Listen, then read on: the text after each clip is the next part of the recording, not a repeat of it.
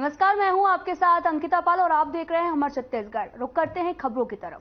छत्तीसगढ़ विधानसभा चुनाव में सबसे ज्यादा सुर्खियां बटोर रहा धर्मजयगढ़। आपको बता दें कि छत्तीसगढ़ विधानसभा चुनाव में सबसे ज्यादा सुर्खियां जो बटोर रहा है वो धर्मजयगढ़ विधानसभा क्षेत्र है। सभी पार्टियों की निगाहें इस सीट पर टिकी हुई हैं और माना जा रहा है कि अगर धर्मजय सीटगढ़ जो है वो फतेह कर लिया गया तो प्रदेश की दूसरी सीटों पर भी जीत आसानी से मिल जाएगी। वहीं यहाँ की जनता का जो असर है वो पूरे प्रदेश में है और अन्य सीटों पर भी जीत मिल सकती है।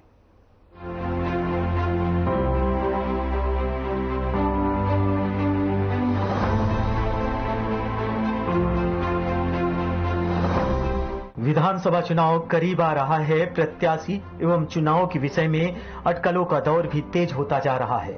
इसी क्रम में धर्मजयगढ़ विधानसभा के कुछ कांग्रेसी कार्यकर्ता और जनता से मिलकर हर खबर की टीम ने चुनावी माहौल जानने का प्रयास किया है। परिचय, मैं चाल्हा का हूँ। चाल्हा का हमारा विधानसभा धर्मजयगढ़ है और मैं कांग्रेस का कार्यकर्ता लंबी से हम कांग्रेस पार्टी से जुड़े हैं और काम धाम हम करते हैं। चुनाव सामने है, किस नजरिए से देख रहे हैं, कैसा रहेगा हाल? चुनाव तो अभी बढ़िया है, माहौल बढ़िया अच्छा है। हमारा लालजी राठिया का बढ़िया जो भी योजना आ रहा है वो कोना कोना तक पहुंच रहा है, बढ़िया चल रहा है। और जैसे हमारा क्षेत्र पड़ता है चाल्हा क्षेत्र का खवासिंगा, रामपुर और जलदेगा, किरंधा, ये सब पड़ रहा है। अब जो भी अभी योजना आ रहा है तो पहले से तो अभी बढ़िया योजना है। धान पान का भी बढ़िया बोनस वोनस डला रहा है। धान का मूल्य भी बढ़िया अच्छा से माने आ रहा है तो किसान लोग खुश हैं। पंजीयन वगैरह सब करवाते हैं बढ़िया से, तो लाभ है तब तो कर रहे हैं लोग। और सब तो सभी जगह में बात आता है तो अच्छा है तो बोल रहे हैं। तो ये भाजपा के समय क्या ये सब कुछ नहीं था क्या? भाजपा का समय में तो कुछ ये सब नहीं था। उस समय गरीब मजदूर को तो मजदूरी मिलना मुश्किल था। आज के डेट में किसी माने योजना में काम करते हैं मजदूर करके भी कम से कम किसान के खाता में 10-20 हजार रुपया किसी का खाता में नहीं है। अभी भाजपा के प्रत्याशी जो है हरिचंद राठिया हैं, कैसे देखते हैं उनको चुनाव पे? अभी चुनाव पर क्या लग रहा है? हरिचंद राठिया तो है लेकिन उसको कोई ज्यादा गांव देहात का आदमी नहीं जानते हैं। आज हम लोग खुद नहीं जानते हैं कि कौन है हरिचंद राठिया। अभी जब मैदान में उतरे हैं तो जान रहे हैं कि यही है हरिचंद राठिया जो लालजी भैया का पक्ष में विपक्ष में आए हैं। तो काम करे तो बढ़िया है और बहुत बहुमत से लालजी राठिया फिर निकालेगा। अच्छा, ये भी तय है। इस दौरान कांग्रेस कार्यकर्ताओं ने कहा कि इस बार धर्मजयगढ़ कांग्रेस प्रत्याशी लालजीत सिंह राठिया निसंदेह हैट्रिक लगाएंगे, भारी मतों से जीत हासिल करेंगे। उन्हें जनता का प्यार मिल रहा है क्योंकि सरकार की तमाम योजनाओं का लाभ जनता को मिल रहा है। विधानसभा चुनाव है, क्या हाल है चुनाव का? अभी विधानसभा चुनाव है और हमारे श्री माननीय लालजीत जी राठिया जी जो हमारे यहाँ के विधायक हैं, 2 साल से वो परस्पर विधायक जीत रहे हैं और अभी भी उनका लहर चल रहा है। और हमारे यहाँ पर सत्ता भी कांग्रेस का है। उनके जो भी लोग शपथ पत्र में जो घोषणा किए थे उसको भी कंप्लीट किए हैं कुछ हद तक। और हमारे जो विपक्ष में है हरिचंद राठिया जी, वो भी उनका भी मतलब बातचीत व्यवहार उनका जो सरल स्वभाव है तो वो भी कोई कहानी जा सकता कि हो सके वो भी निकाल सकते हैं। लेकिन लहर को हमारे लालजीत सिंह राठिया जी का देखा जा रहा है क्योंकि हमारे यहाँ पर सत्ता भी कांग्रेस का है और 2 बार वो जीत भी चुके हैं। छत्तीसगढ़ में कांग्रेस की फिर से सरकार बनेगी। वहीं लोगों का यह कहना है कि इस बार धर्मजयगढ़ सीट में कांटे की टक्कर हो सकती है। बहरहाल चुनावी अटकलों के इस दौर पर परिणाम के बाद विराम लग जाएगा, सब कुछ पानी की तरह साफ हो जाएगा। नाकाम होगा और लालजीत विधायक जी हैं, वो बहुत ही अच्छे काम अपने विधानसभा में बहुत से विकास कार्य कर चुके हैं। सरकार की अच्छा योजना जो चल रही है उसमें जनता बहुत खुश है। कैसे में कह सकते हैं जनता खुश है? खुश तो इसलिए भी हैं, जैसे किसानों का कर्ज माफ हुआ और हर क्षेत्रांत पंचायत में सीसी रोड वगैरह, पुल पुलिया और क्या बोलते हैं, हर समाज के लिए भी, अनेक समाज के लिए भी अपना समुदाय भवन के लिए सरकार वही जनता इस बार अपने हिसाब से मतदान करने वाली है, क्योंकि जनता को पता है कि अगर हमने सही से नेता नहीं चुना तो आने वाला 5 साल विकास पर ताला लटक जाएगा। वहीं कुछ लोगों ने बातचीत की है, क्या कुछ उनका कहना है हम आपको सुनाते हैं। जी जी, चुनाव को लेकर क्या बोलेंगे आप, क्या कहना चाहेंगे? चुनाव में जो है ना, अभी कांग्रेस बहुत हावी है और लालजीत को कोने कोने से जनता जो है आशीर्वाद दे रही है और इस बार जो है लालजीत 50,000 से ऊपर मतों से ही विजयी होंगे। ऐसे में कैसे ऐसे कह सकते हैं कि 50,000 मतों से वो विजयी होंगे? क्योंकि लालजीत ने जो है हर किसानों का हित का काम किया है और बहुत अच्छे अच्छे योजना चलाए हैं, हर क्षेत्र में उन्नति किए हैं और हर लोगों का ये सहयोग तत्पर करने के लिए तैयार रहते हैं। गांव-गांव में देखिए कांग्रेस का सपोर्टर भरे पड़े हैं। सपोर्टर हैं ये कैसे में सपोर्टर बने हैं, क्या वजह क्या है? अच्छे काम के वजह से। जैसे हम एक किसान परिवार से हैं, हमें जो है एक किसान होने के नाते बहुत अच्छा लाभ मिला है।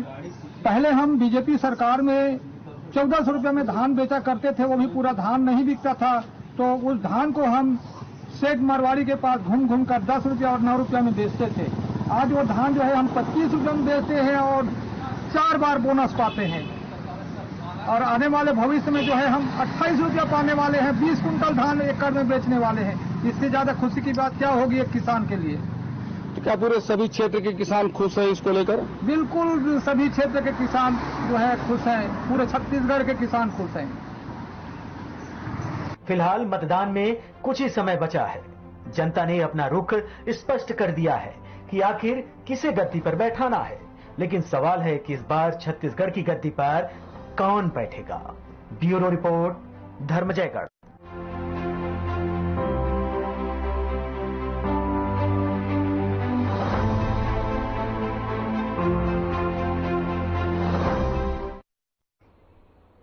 आगामी विधानसभा चुनाव के लिए मनेन्द्रगढ़ विधानसभा में निर्वाचन की प्रक्रिया शुरू हो चुकी है।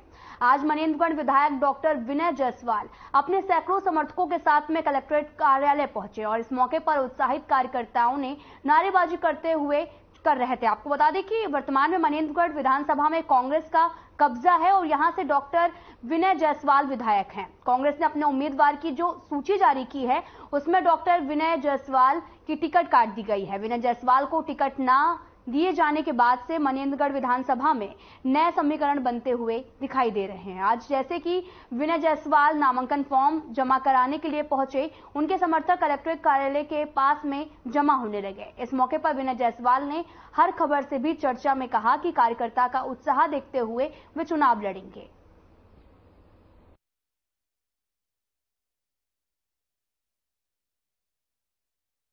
प्रदेश की दूसरी विधानसभा मनेन्द्रगढ़ विधानसभा से वर्तमान में डॉक्टर विनय जायसवाल यहाँ से विधायक हैं। हालांकि उनकी टिकट कांग्रेस ने काट दी है, लेकिन उसके बावजूद यहाँ के जो कांग्रेस के जो कार्यकर्ता हैं, जो उनके समर्थक हैं, उनमें काफी उत्साह दिखाई पड़ रहा है। आइए बात करते हैं कि डॉक्टर साहब किस प्रकार से जीत हासिल कर पाएंगे, बताएंगे। देखिए, डॉक्टर साहब ने जो 5 साल में विकास किया है पूरे विधानसभा क्षेत्र का, वो विकास का जो कार्य बोलेगा, डॉक्टर का काम बोलेगा और डॉक्टर अपने काम से तो ये देखिए, यहाँ पर जितने भी कार्यकर्ता मौजूद सभी आश्वस्त हैं कि आने वाले विधानसभा चुनाव में डॉक्टर विनय जायसवाल की जीत होगी। एमसीपी जिले से हर खबर के लिए रामचरित द्विवेदी की रिपोर्ट। देखिए, अब लड़ाई किसी पार्टी की नहीं रह गई है, किसी जाति की नहीं रह गई है। अब पार्टी जो लड़ाई है स्वाभिमान की, और आज नामांकन फॉर्म लिया गया है। आगामी दिनों में साथियों के साथ भव्य तरीके से नामांकन भरा जाएगा और जो मनेंद्रगढ़ विधानसभा के स्वाभिमान की लड़ाई है, जो चिमरी के जो स्वाभिमान की लड़ाई है, खड़गपुर के जो स्वाभिमान की लड़ाई है, उसको अंजाम तक आपकी इस रैली में यहाँ पर मनेंद्रगढ़ के चिमरी के खड़गवा के काफी कार्यकर्ता मौजूद है। क्या मानते हैं कि कांग्रेस को कितना नफा कितना नुकसान होगा? क्या अभी भी उम्मीद है कि आपको टिकट आपको मिल सकती है? देखिए, मैं इस बारे में कोई टिप्पणी नहीं करूंगा कि उम्मीद है कि ना उम्मीद है, लेकिन एक बात तय है कि मनेंद्रगढ़ विधानसभा में छत्तीसगढ़ में विधानसभा का बिल्कुल बच चुका है और आज यहाँ पर डॉक्टर विनय जायसवाल जो यहाँ कांग्रेस से विधायक हैं, नामांकन फॉर्म लेने के लिए पहुंचे हैं। उनके साथ सैकड़ों की संख्या में उनके कार्यकर्ता मौजूद हैं। आइए जानते हैं कि किस तरह से कार्यकर्ताओं ने तैयारी की है। क्या मानते हैं आप डॉक्टर साहब को मुख्य टिकट मिल पाएगी या वो निर्दलीय चुनाव लड़ेंगे?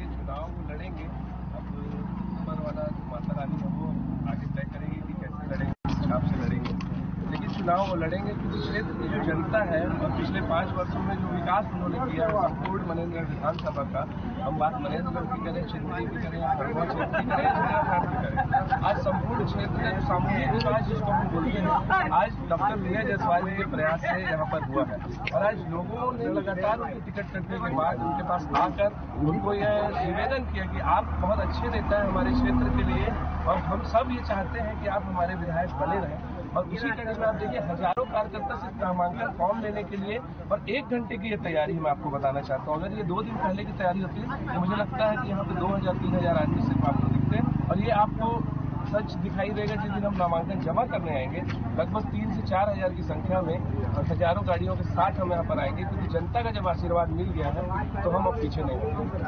देखिए, आपको बता दूं कि यहाँ पर जो वर्तमान विधायक हैं डॉक्टर साहब विनय जायसवाल जी, उनकी टिकट कट चुकी है और अधिवक्ता रमेश सिंह को टिकट मिली है और भी कार्यकर्ता हमारे साथ मौजूद है, उनसे बात करते हैं किस तरह से यहाँ पर हमारे जो कार्यकर्ता है वो कांग्रेस के लिए काम कर पाएंगे। बताइए। देखिए, कांग्रेस के लिए तो अभी ऐसी कुछ स्थिति नहीं बन पा रही है क्योंकि जो कांग्रेस हमारे वर्तमान विधायक की टिकट काटी गई है और टिकट कटने के बाद हम लोगों ने बहुत प्रयास किया कि चलिए ऊपर से कोई समझाइश आ जाए या कोई ऐसी बात बन जाए, लेकिन बनती हुई अभी तो नहीं दिख रही है।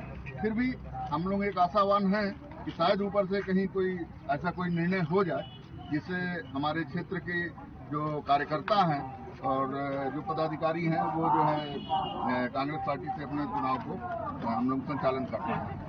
देखिए, बीते 1 साल पहले मनेंद्रगढ़ को नए जिले की सौगात डॉक्टर साहब के प्रयास से मिली थी और उसके बाद भी अगर उनकी टिकट काटी गई है तो क्या मानते हैं आप कि अगर उनकी जो टिकट काटी गई है जिले का मुद्दा कितना प्रभावी रहेगा? जिला मिल के जो हमको सौगात मिला है ना, वो हमें एक अपनी नई पहचान मिली, इसका पूरा श्रेय जाता है डॉक्टर विनय जायसवाल हमारे विधायक, जो कि आने वाले समय में वही विधायक रहेंगे क्योंकि उनके अलावा कोई और है ही नहीं। टिकट कटने का जो रीजन है वो आला कमान ने किस तरह से सर्वे कराया और क्या सर्वे करा करके अपना जो टिकट का वितरण किया, ये आज तक हम लोग को समझ नहीं आ रहा है। और ये जो जनसंख्या दिख रही है ये उनके बुलाए हुए लोग नहीं है, ये उनके पास खुद से आए हुए लोग हैं जो विधायक जी को दोबारा फिर से विधायक बनाएगी और ऐसे भी अपने विधानसभा में ऐतिहासिक जीत होगी इनकी।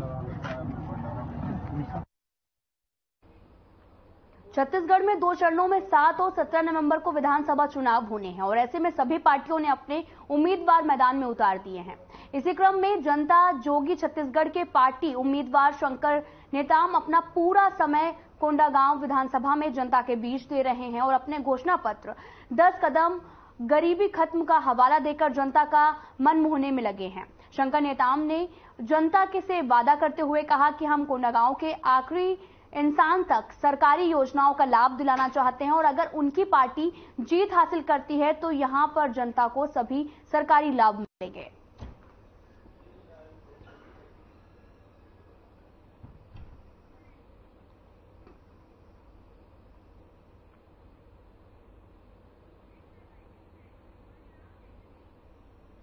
भारतीय जनता पार्टी के वरिष्ठ प्रवक्ता और छत्तीसगढ़ शासन के पूर्व मंत्री राजेश मूणत ने आपको बता दें कि उन्होंने भारतीय जनता पार्टी के वरिष्ठ प्रवक्ता हैं जो कि राजेश मूणत ने भूपेश बघेल सरकार पर कॉलोनाइजर और बिल्डिंग से साठगांठ कर राज्य के गरीबों का आवास छीनने का षड्यंत्र रचने का भी आरोप लगाया है। आपको बता दें कि उन्होंने बीजेपी कार्यालय एकात्मक परिसर में आयोजित संवाददाता सम्मेलन में कहा कि बीजेपी शासनकाल में गरीब तबके के आवास के लिए कॉलोनाइजर को 15% भूखंड छोड़ने होते हैं और लेकिन भूपेश बघेल सरकार ने उस नियम में संशोधन कर सारे अधिकार कॉलोनाइजर और बिल्डर को सौंप दिए हैं।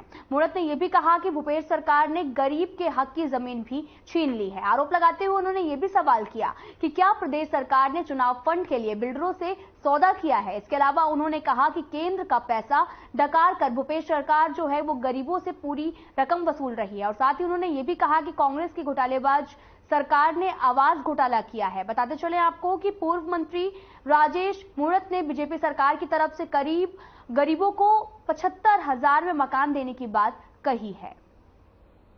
जनता के माध्यम से करना चाहता हूं।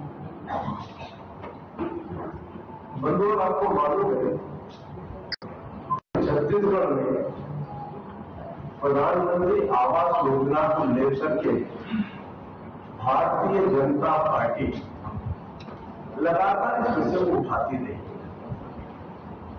उसने विषय को नहीं उठाया, जन जन तक पहुंचाया भी, शासन का ध्यान आकर्षित भी किया। वो शासन उसके बाद में जो बात बता रही उनको कहीं न कहीं जाकर के इस चीज को लेकर के आप लोग से क्योंकि प्रधानमंत्री आवास योजना के साथ में छत्तीसगढ़ की सरकार ने स्वयं अपनी योजना प्रारंभ करने की योजना की घोषणा की। सर्वे करेंगे, हम ये करेंगे, वो करेंगे और एक चुनावी सीमित था। अगर सरकार की नीयत सही है तो सरकार की सोच सही है, गरीब परिवार को उसका हक मिले, उसको छत मिले। तो आपके सामने दो विषय महत्वपूर्ण रखा। एक पहला विषय मध्य प्रदेश के जमाने से चल रहा हुआ आ रहा है कानून, और कानून में इस चीज का प्रावधान है कि कोई भी व्यक्ति 5 एकड़ के ऊपर का जलप्लान पास कराएगा तो 15% जमीन गरीब परिवार को DSUP के लिए आरक्षित करेगा। यह कानून के पूरे देश में चर्चा हुई और पूरे देश में धीरे धीरे जो केंद्र सरकार में उस समय की मंत्री और जो आज कांग्रेस पार्टी की छत्तीसगढ़ की प्रभारी सिंधिया थी, उसने उसकी तारीफ की और उन्होंने अपने उस समय के आवास परिवहन मंत्री रहते हुए उसने पूरे देश के सर्कुलर निकाला। उन्होंने कहा अच्छा है कि गरीबों के लिए जहाँ व्यवस्थित कानून होगी उस कानून में बड़े लोग जो रहेंगे उनके साथ को देने के लिए गरीब परिवारों के लिए ऐसी सारी जगह रहेगी ताकि हम वहां पर कोई सरकारी कार्यक्रम 15% आरक्षित जमीन इसलिए करते थे कि भविष्य में लैंड की कमी होने के बाद उसका उपयोग शासन अपने हिसाब से करे। और यह सैकड़ों एकड़ जमीन शासन के पास है। उसी पर केंद्र सरकार की योजना के तहत प्रधानमंत्री आवास योजना शहरी क्षेत्र में आई। ये सरकार ने सर्वे की, सर्वे करने के बाद में बस्ती ये कहाँ कौन सी जगह है, किस किस बिल्डर की जगह है, वहां पर DSUP के मकान बना करके वो गरीब परिवार को देना। अभी सरकार ने वो कानून वापस ले लिया, वो बजट को प्रकाशित कर दिया कि भविष्य में गरीब परिवार को बिल्डर मकान देना। एक चिंता का विषय, गरीब परिवार को एक अच्छी कॉलोनी से लगी हुई कॉलोनी उसकी बनी हुई मिले और उसके लिए ये जमीन आरक्षित की थी, इसको सरकार ने ठीक कर दिया।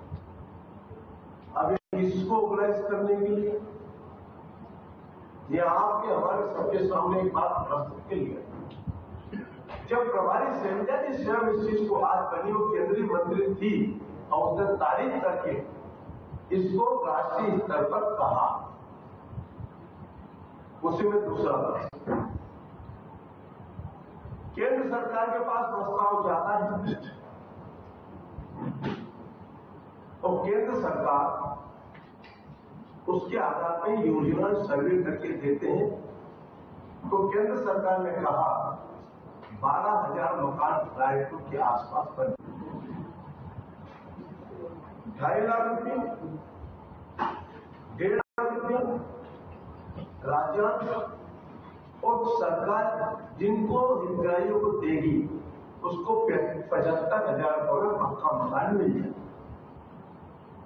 केंद्र अंश दे रहा आपको गरीब परिवार को कि इनको पक्का व्यवस्थित मकान मिले।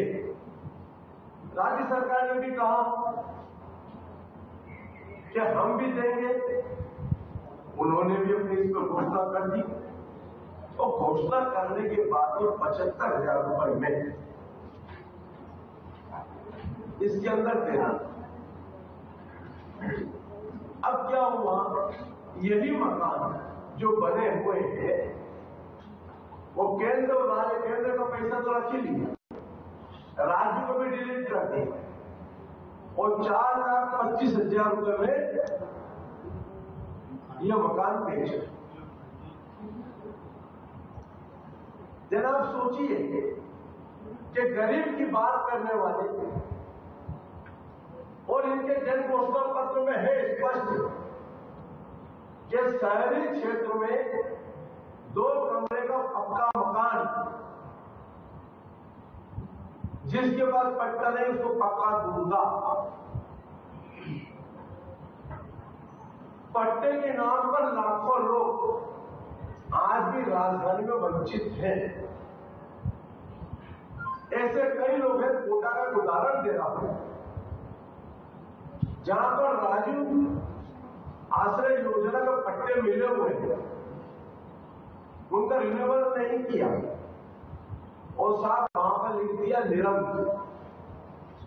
तो पहले वो पट्टा किसका था? अभी जो पट्टों का वितरण हुआ अस्थायी पट्टा 3 साल, यह कभी नहीं होता। एक सर्वे होता है, सर्वे के अंदर कौन से खसरे नौकर पर कौन व्यक्ति वहां पर अतिक्रमित मान लो या कौन स्थापित है, कितने स्क्वायर फीट में है, उसका स्पष्ट सर्वे होता है और उसके बाद में राजस्व विभाग को जमीन का वह देखता है कि जमीन किसमें है। उसके बाद में पट्टे सर्वे की सूची में उसको जो पट्टा देना उसमें डिटेल लिखा है, कहीं नहीं। और इसी विषय पर यह सरकार गुमराह करने का जो काम कर रही है, गरीब परिवारों को मकान का जो हक 75,000 को उसको मिलना था वह पैसा नकार गई और कुछ उद्योगपतियों को, बड़े लोगों को जिनकी जमीनें बिल्डर्स के रूप में 15% गरीब परिवार के लिए आरक्षित रखनी थी, उसको छूट देकर के ये पतली गति से लाभांश पहुंचाने का जो काम कर रहे हैं, भारतीय जनता पार्टी इसका विरोध करती है। वो ये स्पष्ट करती है कि जब भी हमारी सरकार बनेगी 75,000 रुपये में गरीब परिवार को मकान मिलेगा, वो उसका हक है, उसका हक कोई नहीं छीन सकता। उसका पट्टे का भी क्लियर है कि जो नियम में पट्टे हैं उसको स्थायी पट्टा मिलेगा और उसमें वो सब चीजें इंक्लूड रहेगी ताकि वो पट्टा उस व्यक्ति का जब रहे तो उसके ऊपर वह लोन भी ले सके, उसका हक है। ये बात मुझे स्पष्ट भाजपा की ओर से मैं करना चाहता हूँ। ये इसी विषय को लेकर के आज आपके बीच में आया। तो वहीं छत्तीसगढ़ राम गमन पथ पर 1400 किलोमीटर की पदयात्रा कर वापस लौटने पर मनोज चतुर्वेदी का चिरमिरी में भव्य स्वागत किया गया। इस मौके पर विधायक डॉक्टर विनय जायसवाल ने कार्यकर्ताओं के साथ उनकी अगवानी भी की और आपको बता दें कि लगभग 1.5 महीने पहले खोकापानी निवासी मनोज चतुर्वेदी ने भरतपुर विकासखंड से राम गमन पथ पर 1400 किलोमीटर की पदयात्रा की शुरुआत की थी और इस यात्रा के पूरा करने के बाद मनोज वापस चिरमिरी पहुंचे। और आपको बताते चले कि राम वन गमन पथ पर कई जगहों से भी गुजरे जहां पर भगवान राम के पैर पड़े हैं। यह देश के कई जिलों से होकर गुजरा है। राम वन गमन पथ की लंबाई जो है वो 2260 किलोमीटर है। छत्तीसगढ़ से राम वन गमन पथ का अधिकांश हिस्सा गुजर रहा है और इसमें कोरिया से लेकर सुकमा तक का हिस्सा भी है। और आपको बता दें कि छत्तीसगढ़ में राम वन गमन पथ का काम 50% के करीब पूरा हो चुका है और कहते हैं कि छत्तीसगढ़ में भगवान राम का ननिहाल भी है और ऐसे में सरकार उन सभी जगहों को संवारने में जुटी है जहां से राम वन गमन पथ पर गुजर रहा है। यही था कि आगे आगे रामचंद्र लखनलाल सीता मैया चल रहे थे और पीछे पीछे मैं चल रहा था, वरना मैं इतना सामर्थ्यवान नहीं था कि मैं इतनी बड़ी यात्रा लगभग 1400 किलोमीटर की यात्रा उत्तरी छोर छत्तीसगढ़ से दक्षिण की ओर कर लेता। रामचंद्र जी किस तरह का अनुभव देना चाहेंगे आप जनता को? देखिए, इस यात्रा का जो उद्देश्य था वो प्रमुख रूप से था हमारी इतिहास की यात्रा थी, भविष्य की यात्रा। ये यात्रा सत्य सनातन को लेके जो हमारी दिव्य चेतनाएं जो कहीं ना कहीं थोड़ी सी दबी हुई है उसको जागृत करने की यात्रा है। छत्तीसगढ़ एक दूसरी देवभूमि के रूप में देखा जाए, ये इस यात्रा का उद्देश्य था। इस यात्रा का उद्देश्य था कि हम अपने बच्चों को, हम अपने आने वाली पीढ़ी को, अपने भाइयों को बता सके कि प्रभु रामचंद्र अपने संक्रमण काल में छत्तीसगढ़ से नंगे पांव चले थे, उनके चरण कमल यहाँ पड़े थे। और आप कल्पना कीजिए कि भगवान राम नारायण के चरणों से एक जलधारा निकलती है गंगा और वो जाती है ब्रह्मा जी के कमंडल में और भागीरथी के तट से वो धरती पे आती है और पतित पावनी करती है पूरे भारत भूमि को। तो जब समझिए कि एक नाखून से निकलने वाली जलधारा का ये महत्व है, वहां पर अगर भगवान नारायण के साक्षात चरण कमल जहां पर पड़े हों, वो कितना आनंदित और कितनी उदित भूमि हुई होगी, उस चीज को बताना है कि मनेन्द्रगढ़, चिरमिरी, भरतपुर जिला इसका प्रवेश द्वार रहा है दंडकारण्य का और हम वहां के निवासी हैं। तो यहाँ के लोगों को ये विरासत के तौर पे, ये आनंद के तौर पे और ये संस्कार के तौर पे देने की ये यात्रा थी। रास्ते में किस तरह का आपको अनुभव मिला? रास्ते में अब जब प्रभु रामचंद्र आपको मिलेंगे तो सोचिए अनुभव की वहां पर क्या बात है। वहां तो भक्ति मिला, भगवान मिले और सब भगवान के भेजे हुए ईश्वर मिले। ईश्वर कहा जाता है ना, इसिया मैं सब जग जानी करूं प्रणाम जोर जी पानी। तो हर कदम कदम पे मुझे भगवान मिले, उन्होंने भोजन कराया, उन्होंने विश्राम कराया, उन्होंने सेवा की, मतलब आनंद ही मिला। और ये छत्तीसगढ़ की पावन भूमि में ही हो सकता है।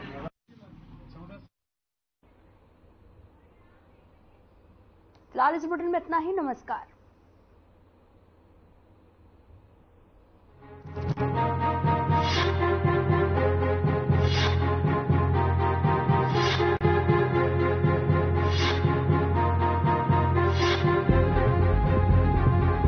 Look, I can download a song really fast.